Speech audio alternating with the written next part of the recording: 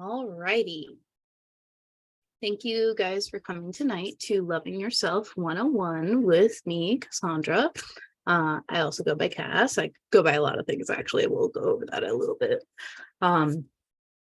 If you have any questions about the material tonight, I really encourage you to reach out through the chat, or if it's later on and you're referencing this material later, you can email me, boldlycassandra@gmail.com, or there's my link tree. You can follow me, and I'll be posting this later on. And I post a lot of other sort of classes about kink, relationship stuff, polyamorous relationship stuff.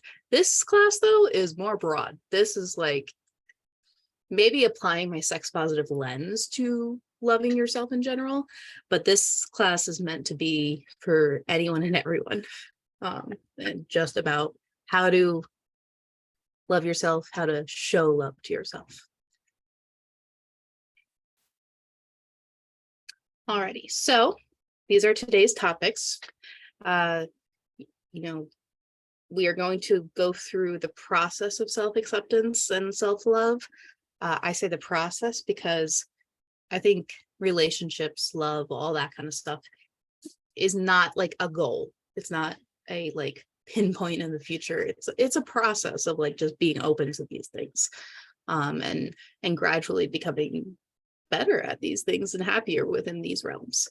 We're going to spend a little time talking about the idea of like narratives, meaning like the stories we have about ourselves or the beliefs we have about ourselves, specifically the ones about love and how that relates to self-love, and a little bit of like attachment theory mixed into it. You might be familiar with that subject. We're going to talk a little bit about self-talk, how to talk nicer to yourself, and building what I call your hype gremlin, which some people might at least prefer saying cheerleader or wingman or something like that. And part of my sex positive cultural lens includes masturbation, solo play as part of loving yourself. A small part, but like an aspect to it. So we're going to touch on that at the end. I really encourage you to have a note-taking thing of some sort, whether it's like an app or a little Post-it or whatever. I want you to be able to journal with yourself about these topics throughout the class and afterwards, in a whatever way works for you. If you need time to pause this recording, please do so. Do what you need to do to learn this material in the best way for you. So that means, break, stimming, taking notes, stretching, forgetting about this class in the middle of it, and then coming back to it a couple days later, whatever works for you. And if you have questions, please reach out in the chat. And I love hearing other people's questions and views on things, because I'm of the belief that diversity is a strength. So I know I'm presenting from one specific point of view, but I would love to like broaden that if people are so willing to give some input. So, who am I? I'm a lot of different things. Mainly I divide it into these three things though. I try to be out about the aspects of who I am and pretty much all that I do. So one aspect of who I am is I am Casandra Jones, a LPC associate therapist underneath the supervision of Dr. Melissa Fleming in Texas. And I work with Respark therapy, and I'm also a systems scientist. So I came from an infectious disease epidemiology background. So I use that background in that sense as well. You might have found me more under this middle one here, which is Cassandra Rhines, which is my educator sort of brand. Most of the time it's polyamory or kink topics that I'm talking about, or general relationship, mental health, exchange level stuff. But some like that is an interdisciplinary topic, I think. So sometimes there's some things like loving yourself tonight. But there's other topics I love doing. And I love talking to professionals too about these topics, not just, relationship nerds like me. And you know what? I am also Mistress Cass. I am a kinkster. I am queer. I'm polyamorous. I'm fat, disabled, mixed race. I'm a leather woman. And I have been all these things my whole entire life. So I tend to bring that like sex positive lens, not just from like the professional level, but from a personal level, as part of who I am. And for me, it is a strength. Not everyone though who's kinky or identifies with any of these labels I have listed here under Mr. Scass is out about those things, feels safe being out about those things. I tend to try to leverage my privilege in certain ways to represent an out person, being multiple aspects of who they are in a professional and personal way. But this is also my bias. So you're seeing tonight's topic through this sort of lens. And I will fully admit that, but this is very much my cultural lens. And if you ever like want to reach out to me about doing education for your group or your workplace or your professional association, anything like that, from public health, mental health, relationship health, all that stuff, I'm game.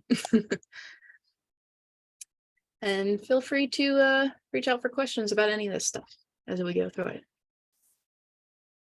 But we need to like start at the very, very beginning.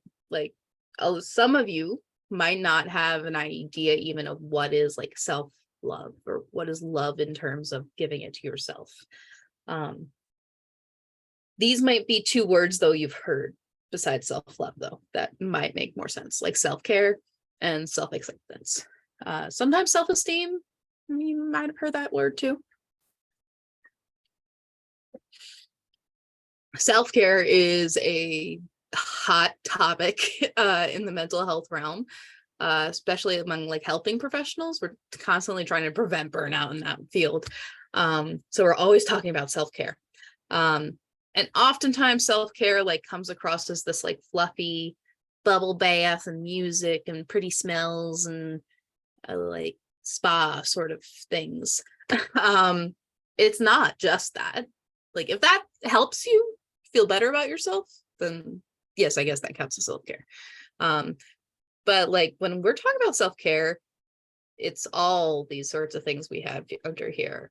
Things like taking a step back from a situation when you need to, asking for help, spending time alone if you want to, putting yourself first. Revolutionary concepts for some. Asking for what you need is self-care.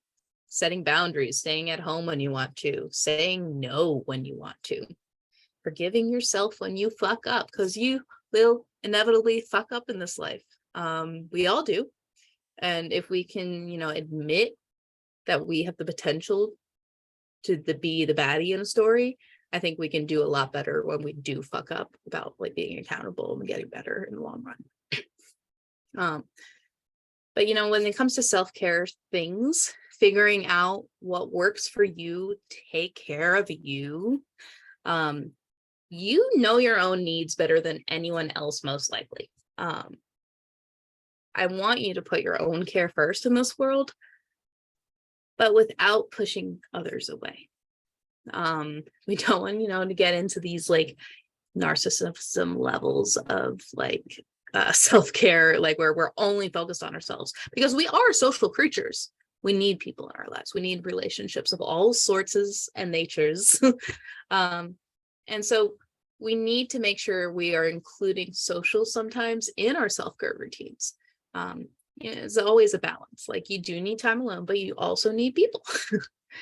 The other concept that I feel like is not talked up as much as self-care is self-acceptance.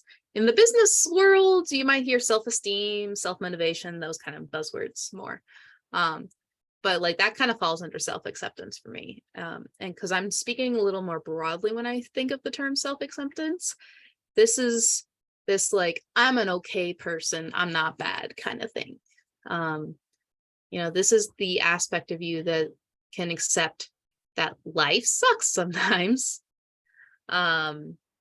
It's okay if life sucks sometimes. You can still be your own best ally.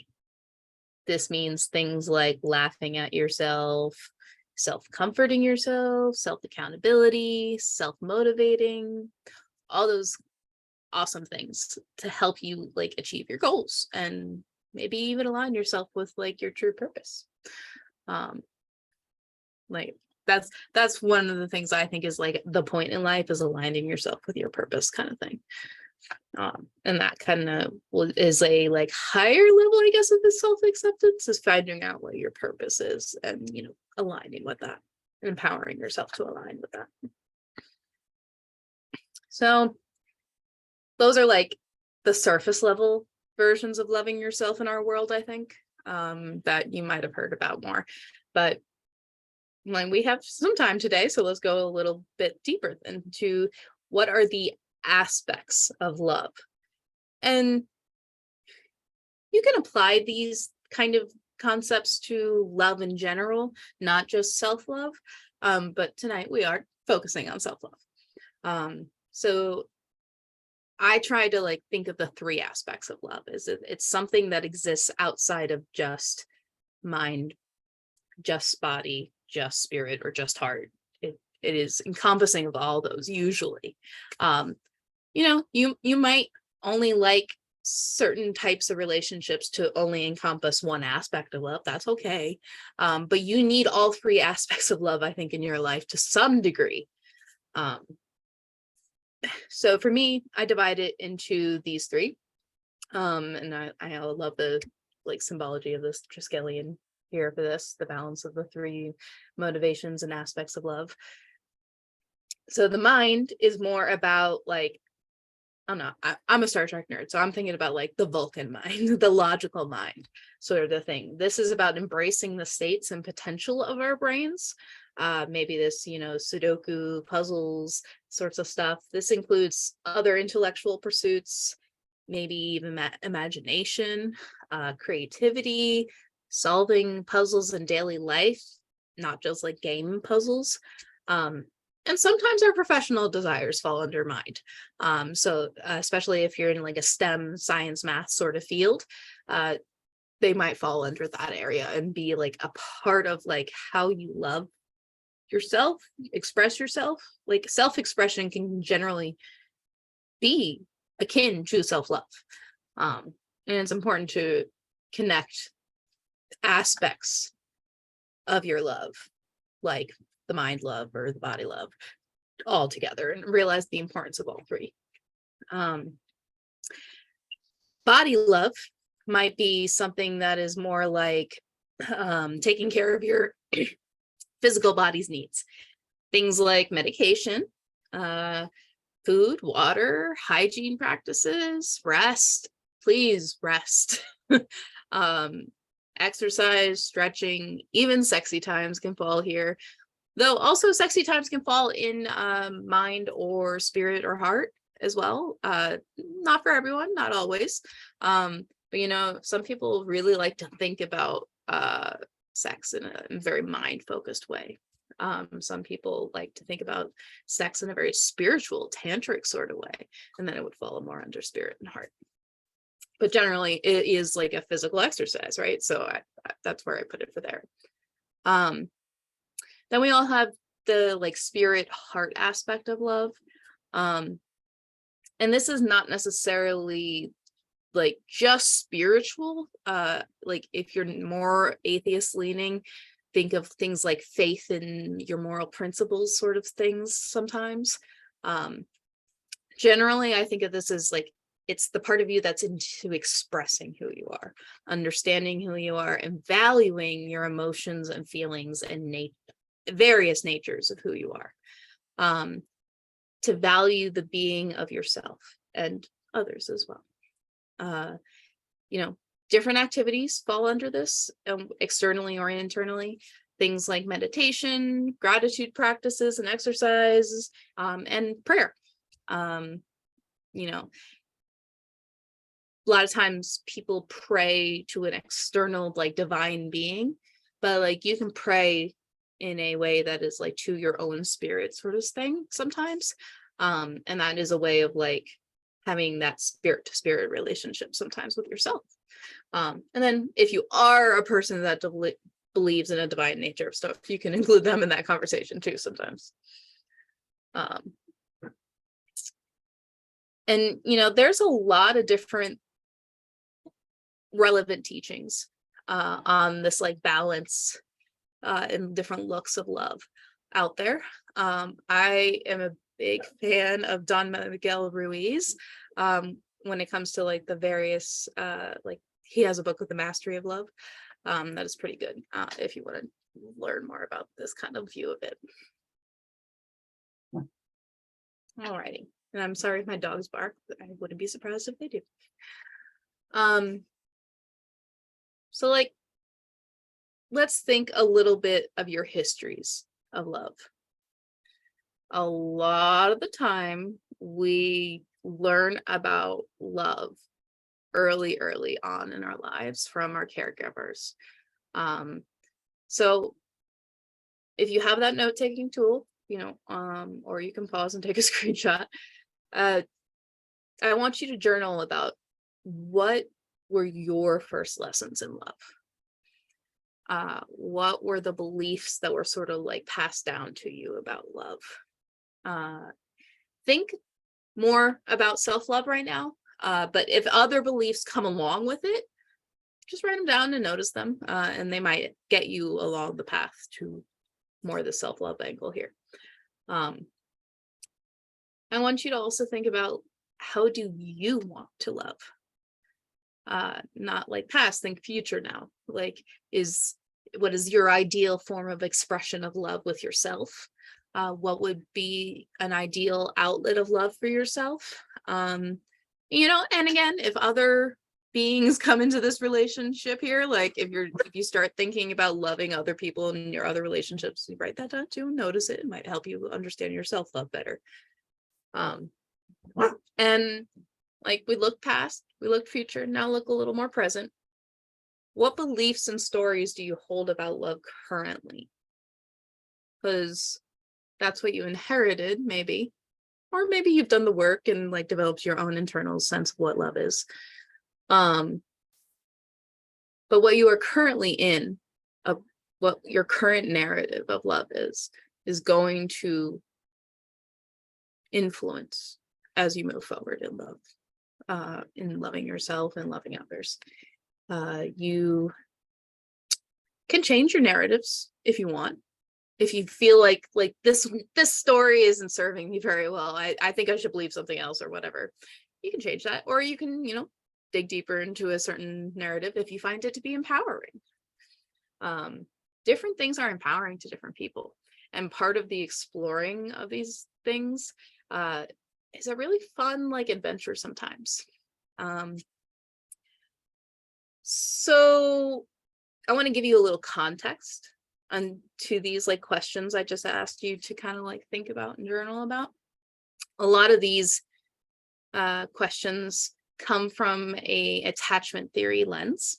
You might have heard of attachment theory. It's very much about trying to theorize and understand how we relate to other humans. And it's a lot about we were shaped by the relationship we had with our caregivers growing up or the world around us. And so down here at the bottom of the slide, I have the circles of security from Cooper, Hoffman, and Powell, which is just a really great graphic to simplify the basic tenets within attachment theory. And the two main tenets within attachment theory are these ideas of a parent attending to a child's secure base needs and a parent attending to a child's safe haven needs. And in this graphic, it envisions this is two hands holding out to a child. One is secure base, one is safe haven. And they're very similar concepts, but a little bit different. Secure base is more about your people, your child or your person who you're responsible for their care for feels secure going out into the world and reaching out and exploring. But life is scary. The world is scary. Shit do happen. So you also need to be a safe haven for the child to come back to. And yes, this might be talking about how we relate to children and raising children, But we can think about this with ourselves. We can be a secure base for ourselves when we are, taking a really like big leap professionally, taking a chance, taking a risk in life in some way that we think will pay off. We can be a secure base for ourselves by hyping ourselves up, being that hyper gremlin I mentioned a little bit. But we can also be a safe haven for ourselves when life gets rough, and we get knocked around a little bit. That's the stuff sometimes like self-care. Maybe you need that bubble bath, that chocolate ice cream, that anime 5-hour marathon. I might do that.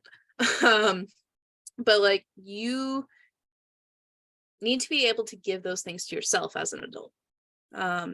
It's okay, and sometimes even fantastic, to be able to rely on a partner, or a really close friend or something to provide these needs as well as an adult. That's great, but also we have to give it to ourselves as well. 100% of this need can't be met by other people. I think we have to be able to meet some of it on our own. And I think that, sometimes being in relationship with another person can teach us how to love ourselves even better sometimes. But that's not necessarily the responsibility of that other person to teach us how to love ourselves. That's more like, they can lead by example, maybe like how to love. But you're not going to really learn that lesson unless you analyze that lesson. And these lessons we learned from very young, or maybe even like in our DNA lessons, about love and attachment, it's not always about the caregivers. You could have had like amazing caregivers, the best parents in the fucking world. You were like not too spoiled, but well loved. You like, it was a good balance, sweet spot. But you can be affected. Your attachment system, so to speak, can be affected by things outside of like just your caregivers. There's relationships, but things like the home level, maybe it's a sibling, a pet, or something like that affected your attachment system or was traumatizing in some way. Local communities and culture, like cultural norms, can really affect our attachment system. Like, if you feel like you're not behaving the right way, you can like distrust yourself a little bit.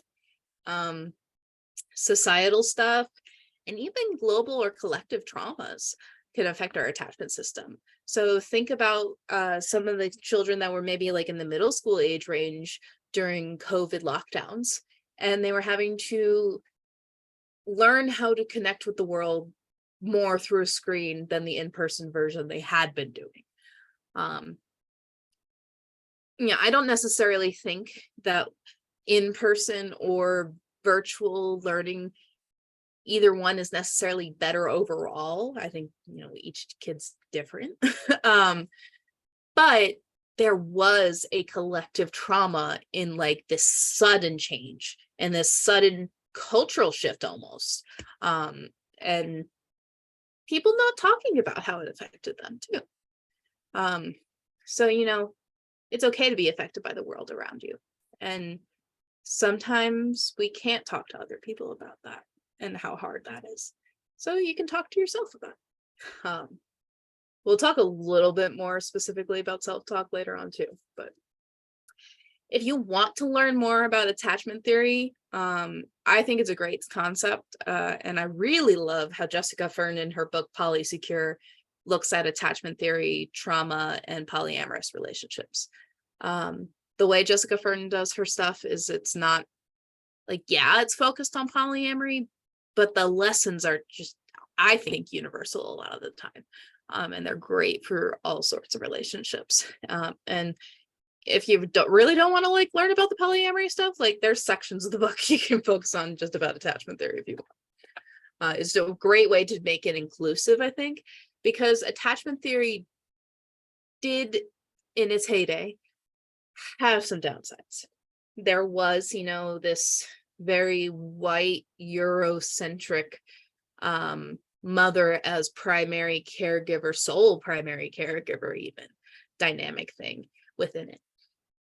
And, the strange experiment with Mary Ainsworth, helped that down the line. And then I think Jessica Fern has done a great job at like opening up attachment theory into non-monogamy and like other things. And we can learn a lesson there that we can apply other theories and other things to different cultures if we, are like culturally affirming about it. It's okay if you didn't like if you don't feel like you learned how to love yourself right, like in childhood. Not a lot of us did. I didn't.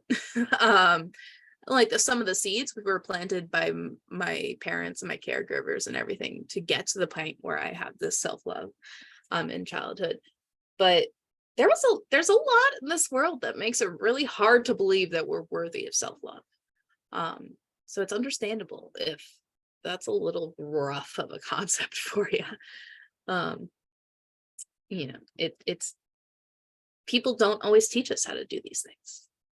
And that's not necessarily their fault. Maybe they didn't know how either. But like now that you're here and learning about this concept, it's on you now to like empower yourself and learn about these different aspects of who you are and how to love yourself more. Before we get to the next slide though, I want you to take a little second, slow down a little bit, take a moment to listen to all the parts of you right now. We're really good about like numbing things on the day-to-day and not letting like the voices of ourselves come through. Listen for a second, write down any fears or pain about this topic that's coming up right now. Maybe there's some like emotionally triggering stuff from your childhood, or maybe you're just angry at me and you think I'm full of bullshit. Like write that down too. Just be aware of the state you're in right now. As we're talking about how our narratives around love, how our lessons about love as a concept really affect our relationship with ourselves. And realize that you are worthy. Like maybe you weren't taught that. Maybe you're not believing me right now that you are worthy of love. Like maybe I am full of BS, but I want you to start looking for like more exceptions if you do think I'm full of BS. Look for those all those different data points, negatives, positives, and start collecting them. Alrighty, so attachment theory, narrative theory, those are some great like views of that we can use to like look at self-love. You might have noticed I've used a couple of like words like the voices of ourselves, aspects of yourself, sides of yourselves. So let's like get a little deeper into that lens a little more. You probably aren't familiar with the theory I'm pulling this from, which is internal family systems. A lot of other theories and psychologies have this concept of multiple aspects of who you are, though. It's like a very shared concept, I think. Internal family systems is just a good, very like researched, solidified way of that lens. Generally, it helps us understand the various aspects of who we are. So these are just like 6 aspects that I think most people have. So I want you to think about these, like think about it. Who are you? Are you one of these different things in a certain moment? Are you a piece of these different things in different moments? And we're going to go through the different aspects of who you are, and I'll explain a little bit of like the strengths of these different aspects of who you are, introduce you to them. As I go through these pieces of who you are, feel free to like close your eyes and use your imagination. You can think about what these aspects look like internally. You can rely on like cartoon imagery, realistic imagery, stuff from your personal history, whatever like makes it meaningful for you. If you are having a hard time with imagination, like it doesn't work in your head like that, you can create little like figures, art pieces, little physical cartoons of these pieces, and like use them as like puppets or like mascots to explore these aspects of who you are, if you need like to externalize it a little bit. So we'll start with one that like a lot of people talk about nowadays, but I think we need to even talk about it more, is our inner child. We all have an inner child.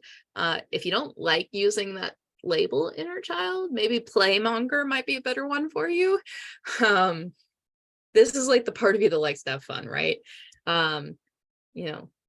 This is also the part of you that wants to be held and kept safe, though. Play, but like, oh, scary thing, be held, I'm safe now. That kind of thing. You can give yourself that side of you that need.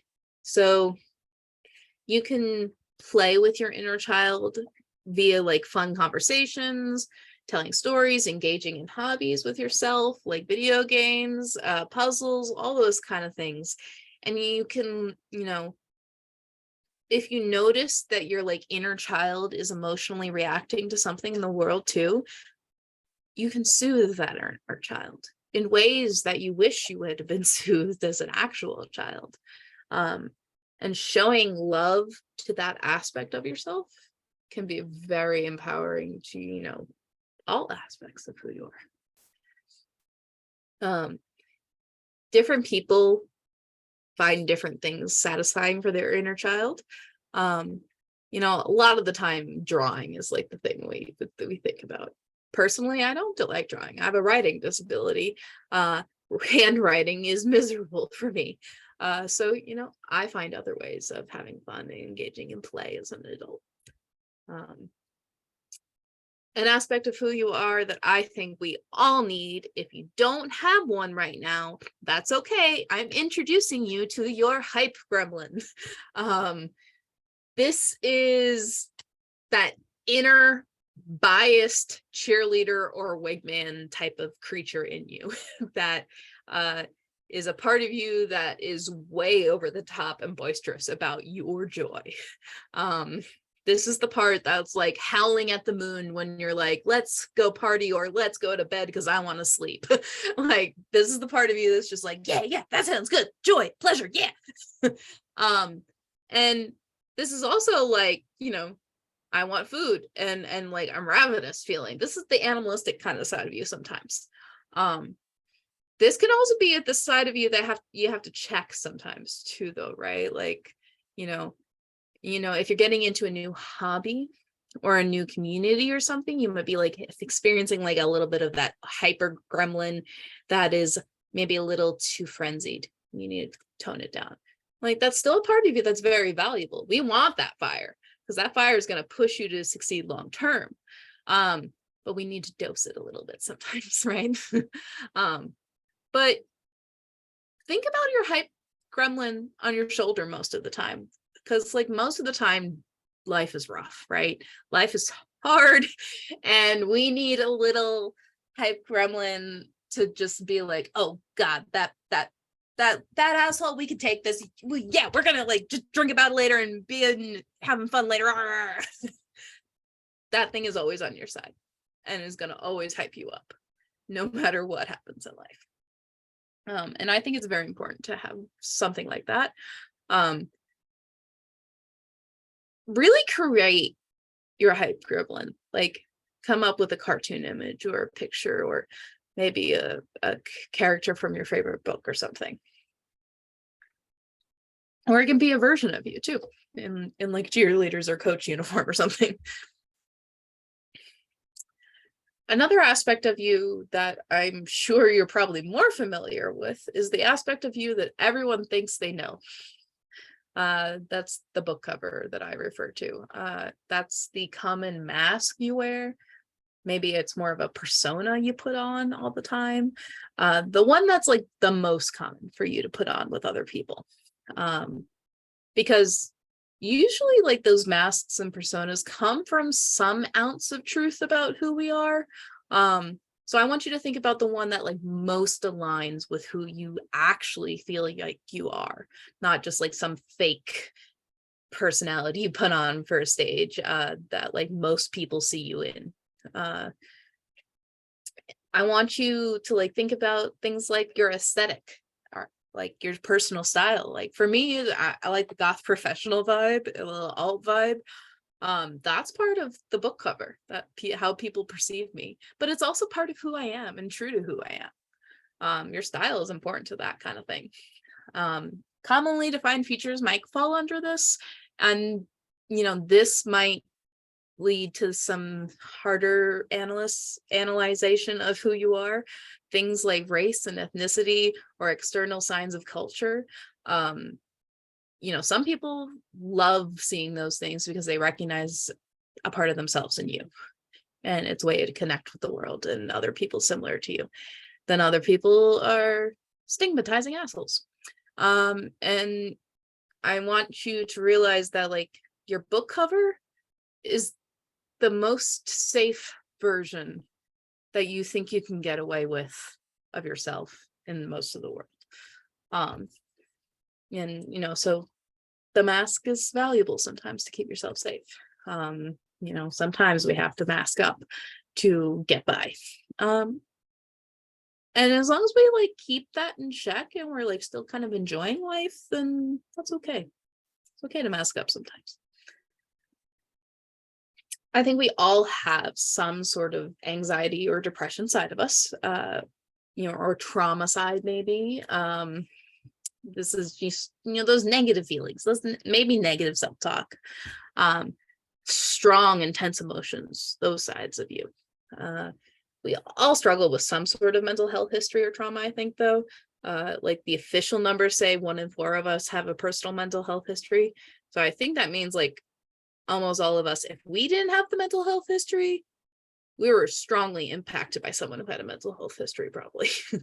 And sometimes trauma isn't put under the same category.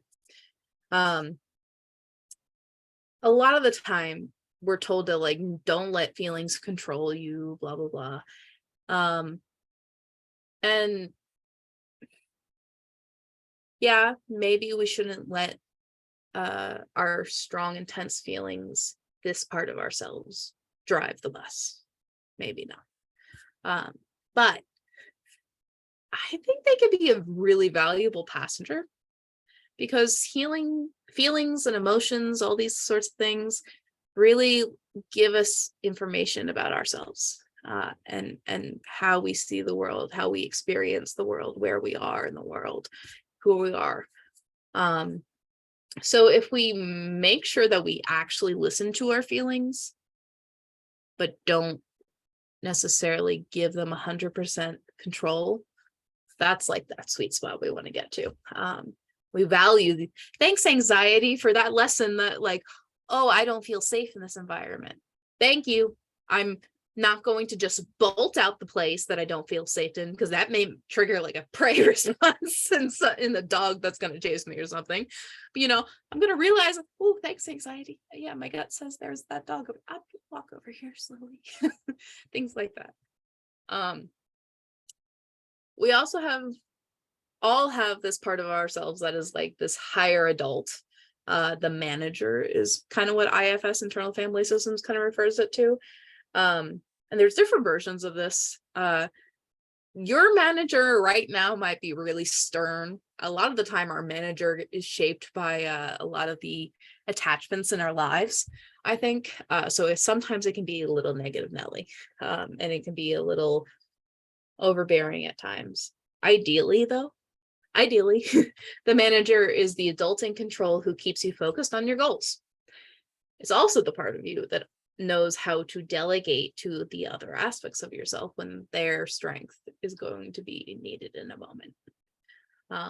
So ideally, the manager part of you is, able to let go of control when it is so suited for the moment. Then there's the aspect of you of the inner divine. Your view of this concept is going to be very crafted and shaped by your experiences so far in life, your cultural views, your religious views, your spiritual views, maybe even your moral views. But at the core of it, we're all made of like stardust. We are all connected in this world we live in. We are in a very interconnected world. And we are connected to all aspects of who we are. Like we have this amazing system within this meat suit that we get to experience. And I think if we learn to connect with the inner divine aspect of who we are, that we can expand our capacity for love, because we can realize that like we're pretty awesome. And we are a part of this greater picture. If that isn't like ringing true with you, you might need to think more maybe about like your true purpose, monk, warrior side or something. Maybe that's something that's more like appealing to you, is looking at morals or ethics or values more than necessarily an inner divine spiritual thing. And we all have those aspects, I think, even if you're, super atheist. Like, I think you probably still have some morals and ethos systems that you value. And those are what drive you. And there's a part of you that is all about those morals. So if you want to learn more about this line of thinking of like different aspects of who you are and looking at that kind of stuff, internal family systems, as I said, is the theory. But different theories and things, like there's lots of different systems theories out there that look at that kind of stuff in an internal way. Virginia Satir wrote a good book about it. A couple of different psychologists and counselors have done some really cool work in this like genre, this theme. IFS just seems to be my like favorite one version of it. So we talked a little bit about self-talk. Let's dig a little deeper. Self-talk is, not always an active thing. Sometimes it's passive. Sometimes it's just this like nagging thing you do to yourself. Maybe it's like running through a list, that kind of thing, little post-it notes in your brain. But oftentimes we get trained to like really talk shit about ourselves. And I think we deserve better most of the time. A little guilt about something when we fuck up is good, but like don't keep judging yourself over and over again. If you need to be, feeling guilty, at least look forward at how you're going to do better. A lot of the time we need to realize that when we're thinking about like self-talk, we're like talking to our emotions usually. You might be like talking to an aspect of who we are, like our inner child or something too. But it's usually an emotion that's coming to the forefront. And, this might not be like with words. Maybe it's, an uncomfortable gut feeling, tension in your shoulders. It could be physical in some way. It could be, butterflies in your stomach, a little sweaty, a little hot. And some others like actually hear the words of like this negative self-talk. I love Kimchi Cuddles. That's the cartoon on the page here. KimchiCuddles.com is a great relationship education cartoon series. A lot of stuff about polyamory and non-monogamy, but not just that. This one here I just love it. In the one panel, it says, "Sometimes I feel enveloped by my emotions, like they are a tight container pressing down on me from all sides. It feels like an invasion I have no control over." And it shows Kimchi like being engulfed by this monster, and Kimchi is saying, "Arg, you're squishing me." And then the next panel says, "But when I notice that they're not actually a container surrounding me, and that I'm actually a container surrounding them, it feels very different. It feels like they are a part of myself asking for love." And it shows Kimchi holding the little monster in their arms, saying, "It's okay, emotions. I got you. I got you." Um, so it's important to know what words ring true for you when it comes to self-talk, and practice. A lot of the time, this does not come easily at first. I know it did not for me. There was a while where I would argue with myself about like stupid affirmations. And like, I'm gonna do my stupid affirmations, baby. But you know what? Practice made perfect. And eventually I started to believe that shit and deceive myself a little bit. But you know what? I really do believe that every aspect of ourselves has valuable lessons, stories, and dreams. I want you guys to try listening to the sides of yourself at different times and states of the day. What are you saying to yourself under the surface or numbness of day-to-day life? You can write that if you want down. And you know, when there's a really tough day, when it's a really hard one, help your future self right now and come up with some like go-to self affirmations that will ring true for you, that will like actually be empowering and feel rejuvenatory for you, most likely. Because like one thing that may feel empowering for one person is not going to be the same for another person. It might feel very false for you and be like a negative stress for you. Some people like, writing these notes on mirrors with like lipstick or dry erase marker. Some people like it on their phone wallpapers. Some like hiding little notes for their future selves. That's kind of cute sometimes. This is one of my top sayings on the screen here: stay true and be you. I have that written around me a lot and hidden in different places. I also have courage and be kind. That's a popular motto for me that I try to remind myself of. And you know what? If you're not like a wordsmith, if like words don't ring true to you, maybe like concepts, ideas, and symbols will be better for you. Things like an animal that you identify with that makes you feel strong and capable. Like I have a buffalo picture right over here by my computer that like reminds me to be strong and bear the burden of the world and like my big strong shoulders and all these kind of things.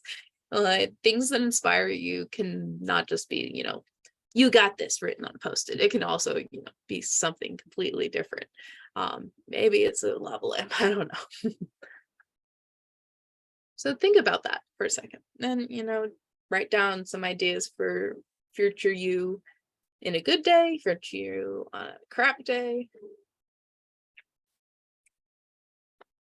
What would you need to hear to just, feel a little bit better about yourself?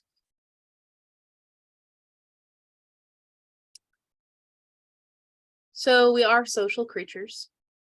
We do exist in a very interconnected social world. So part of self-love is going to be like, how do you love yourself while relating to others? It's not one or the other. Sometimes we're like told that we're supposed to put others first as a way of showing love. I don't think that necessarily works out though in a long run. There's definitely like short-term scenarios though, that when that's true, like, when my husband got diabetes and got diagnosed type 1 like randomly in his early 30s, which is a little weird. I had to step up and take a lot of control and a lot of like responsibilities in our home and life, in our relationship, because he was struggling with this massive medical crisis at the moment. So it is okay to relate with others and rely on others in certain moments. It's just not something we should be doing 100% all the time. It's okay to find love outside ourselves and for them to teach us lessons even about loving ourselves. Um, and that's not just people, that can be pets or that can be the divine.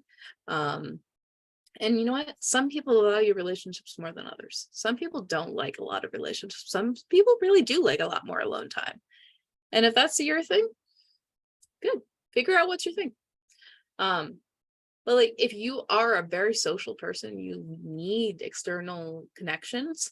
I still want you to feel like you can rely on yourself to be your number one best friend or resource in the moment. And so some things I want to like talk about as part of relating to others while showing yourself self-love and self-care are these relationship orange flags to look for within yourself when you're in relationship with others. So these are different things that like if you notice that you're doing these things, maybe you should look a little deeper and see if you are actually loving yourself in this relationship with another person. Orange flag could be something like focusing on the person's potential and not who they are currently. Spending less and less time doing things you enjoy. Things like tiptoeing around your needs to avoid discord in the interpersonal relationship. Constantly saying it's okay or it's fine when it's obviously not. Using things like stress, work, etc. to minimize their hurtful actions. So like finding an outlet to get over their hurtful stuff. And a big one is dismissing your own boundaries, beliefs, and values for the sake of others' beliefs and values. I'm one of those people who's like, if you don't share some of the same values as a person that is supposed to be a deep part of your life, then I'm a little confused why that's a person that's a deep part of your life if you have different values. Sometimes, we feel connected to like origin family or blood family and feel loyal to that. But at the same time, we need to make sure we are standing up for ourselves in the best way possible as well. It's a hard balance sometimes, right? But I think you all are capable of figuring out what that right balance is for yourselves. I think you probably have more expertise in that area than you realize. And I just want to note that like when we have unfulfilling, unhappy, unhealthy relationships with other people, there's usually like two main reasons I see. One is because we are trying to convince ourselves we don't deserve better than the current relationship. Or the other side of it, completely different. We could falsely believe that we are capable of changing others to meet our wants or needs. That's very common that we have this ego thing, right? Where we think we're capable of changing others. People are not very good at changing other people. At least unless if you have like shared values and beliefs and everything, you may be able to make like some small changes happen and things, but that's more like growth and evolving and things. That's not the same as changing someone, I think.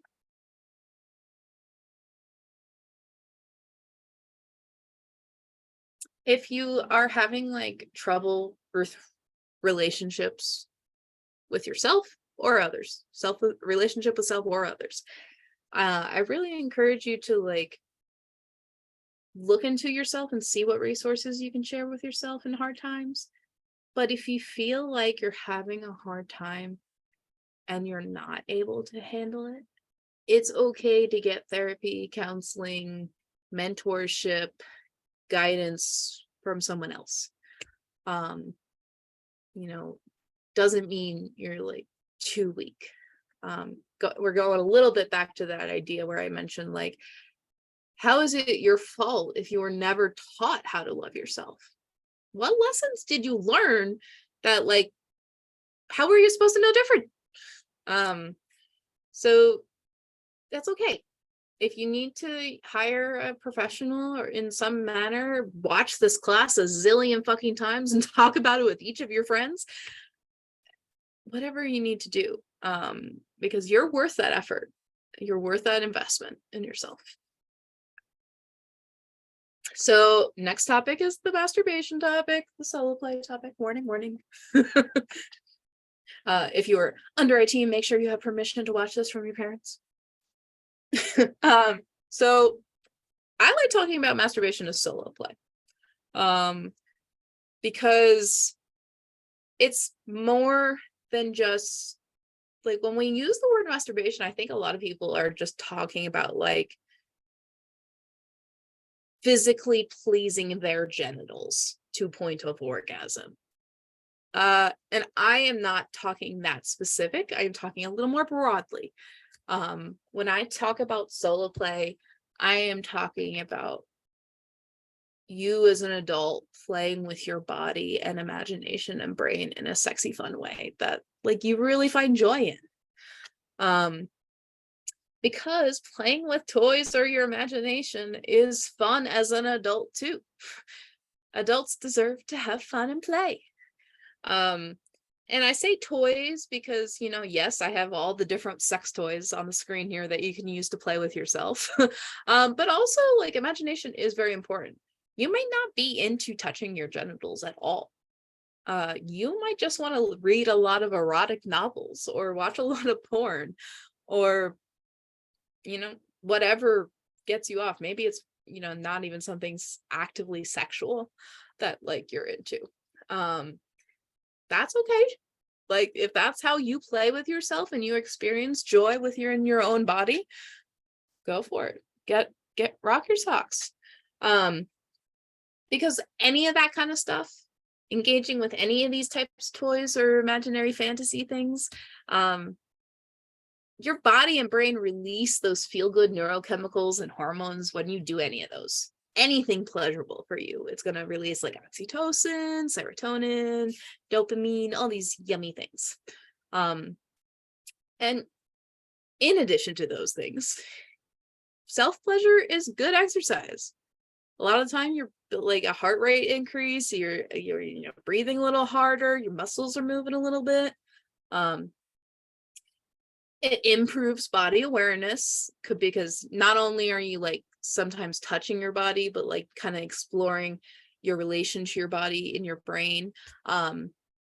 Maybe you might even do this with like using a mirror when you go to like please yourself. That might be really helpful to getting to know your physical anatomy and parts that you can't like see with your own eyes.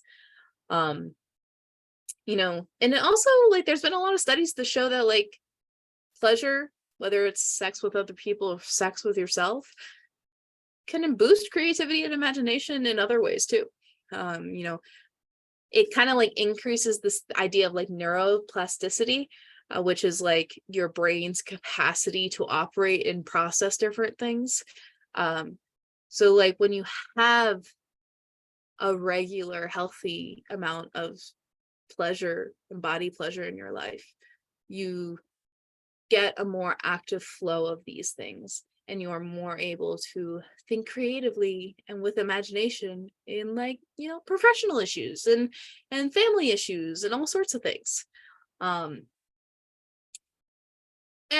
I don't want you to feel like shameful about engaging with like aids to feel pleasure. Like, yeah, if you enjoy just using your hands or writing your own stories or you're sitting with your imagination, that's fine. You can do it that way. But, you know, toys are fun too. They can be expensive, but you can also find toys that are cheaper, and like pervertibles is what we call them in the kink community. Things like, you know, regular hand lotion can be the right move if you have external genitalia like a penis and you just want to like masturbate like that. You know, lubrication is so important when you are playing with yourself. You know, some people may produce a plethora of lubrication from their own bodies, but like oftentimes some sort of lube should be used. You can find so many different types out there. so many different things. Moisturizing, long lasting, sense improving, plumping, all these different sensations and flavors that you can enjoy with yourself. You can enjoy kink toys with yourself. So I have, like, on the right hand side of the screen, there's some little nipple clamps or ball gag. You can play with those with yourself. Feel a little intense sensation with yourself, that part of your body. A very common one is, vibration is a sensation that a lot of people enjoy to use when they're self-pleasuring. I have a rabbit vibrator here, but there's also bullet vibrators that people with penises might like prefer using, like at different parts of the penis. But generally, like, if you have a penis, a lot of the time you might have an easier time because it's a little more normalized that you've like masturbated and played with yourself throughout your life.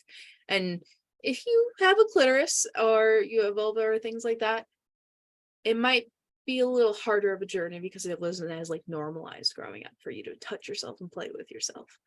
So if you do have a clitoris, well, actually, even if you have a penis, everyone meet your clitoris because people with penises just have a different version of the clitoris. We all have clitorises. So like this is the clitoris, like the top of the little head here is all that you see normally on a vulva. And this organ is meant for pleasure. This is what the vibration is meant to usually bring about pleasure in, because you have it like hidden behind your lips of the vulva here, and your little head sticks out, but like as you put vibration on this whole part, it reaches through inside your body and creates a lot of good fun sensations. And there's so many different toys to do that with, not just vibration. And sometimes you can do it with just your brain thinking, contracting your muscles, doing things that way. If you have external genitalia, a overgrown clit, or a penis, you might want to enjoy, a fleshlight. It's here in the lower right, which is, fleshlight's more of a brand name, but like a sleeve is sometimes what they're referred to, where it's, silicone usually, and you put lubricant in it and you put it around your penis, and it feels like you are like thrusting into it, a tighter hand or another person or something like that. And then, those are always like not just playing with your genitalia, but playing with your butt too. There is a little butt plug here, and that can be really pleasurable for anyone. If you're relaxed and you have the right lube, but if you give it a soft try and you don't like it, that's okay too. It's not for everyone.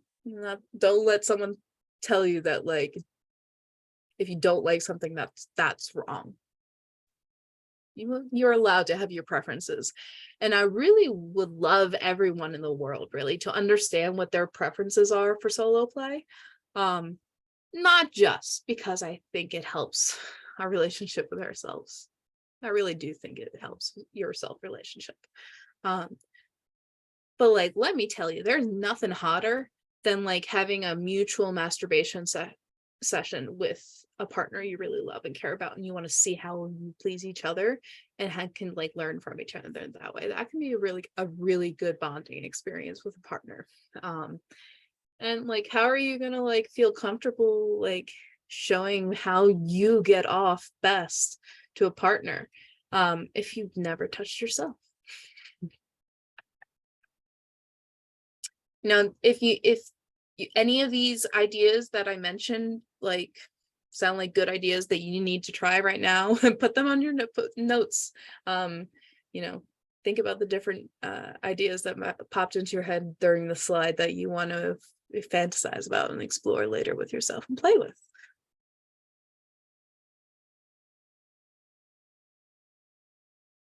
Alrighty.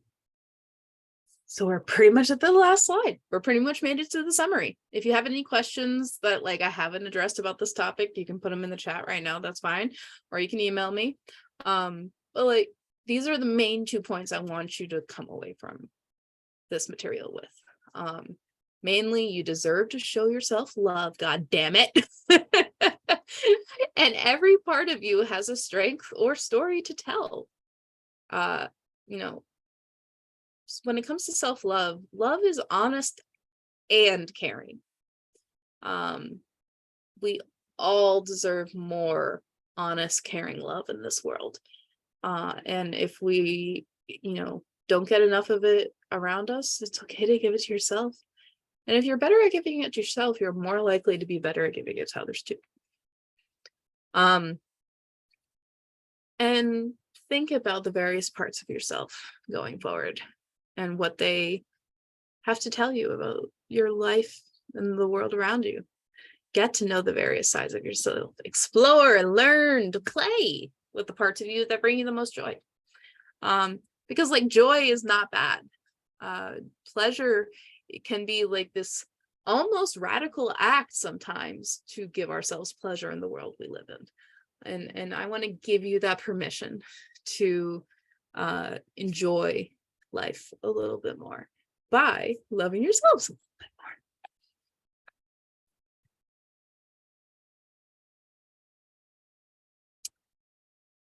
So thank you guys. I really appreciate that you came to this class tonight, the ones that are here right now.